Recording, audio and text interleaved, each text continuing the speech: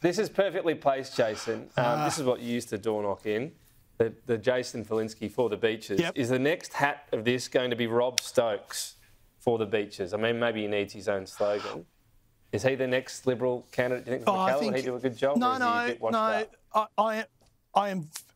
I'm very happy to license him that slogan. Pat can probably come up with a better version of that.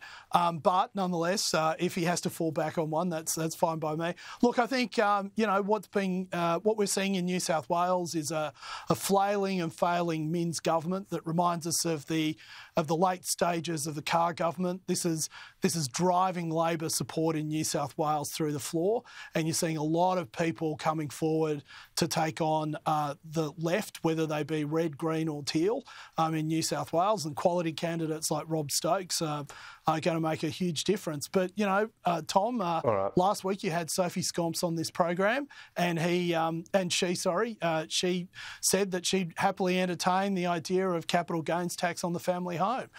So with ideas like that, I wouldn't be surprised if more than just one person puts their name forward for MacKellar. Maybe we need a tally every time Patrick mentions door knocking and you mention a teal MP. We'll get a little thing up on the screen. If Rob's watching, you can come by. Oh, that's unfair. I can't keep up. Actually, you can't. You can see the design. See if you want to get it going, Rob. There is a bit of newsprint on it. It's been sitting in the bottom of the desk. Anyway, you alluded to the energy situation. I might ask you about this, Patrick. What do you make of New South Wales now? Looking at extending the lifetime of the biggest coal-fired plant in the state. Is this the reality that the renewables transition is pretty clunky at the moment at best? Well, I think if you were to look at how would you get Australia to transition to net zero by 2050 and how do we get more renewables into our grid, we obviously wouldn't start here. And where we start in this conversation is after 10 years of policy inaction from Jason and his friends when they were last in government. What we are seeking to do as the Commonwealth government is to make sure that we get the policy design right. New South Wales has challenges that they have to deal with in the short term, but for the long term, we want to get the transmission infrastructure, and we're investing in that across the country, including a $3 billion agreement with the Cook Labor government in Western Australia, so we can put more renewables in.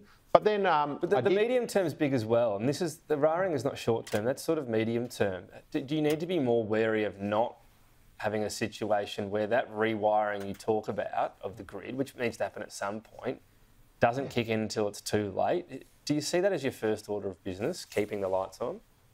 Well, of course, we've taken action both to make sure that we have a stable and secure grid, but also that we have an affordable energy supply for households. We took action on that when it comes to affordability last year in the Parliament, which some of your viewers might remember. Indeed, even Peter Dutton, the Liberal Party, voted against that cheaper power bill policy that we put through without any help from them. Was the price cap worried about the supply, which might still come home to roost? And what we know is that as we need to add supply, because it's not just about making sure we've got supply for today, but it's also acknowledging that we are going to rely more and more on electricity over the years ahead. Do you support what you've heard about New South Wales around extending coal? Is that sort of in keeping with what you think the best renewable plan is and transition for Australia?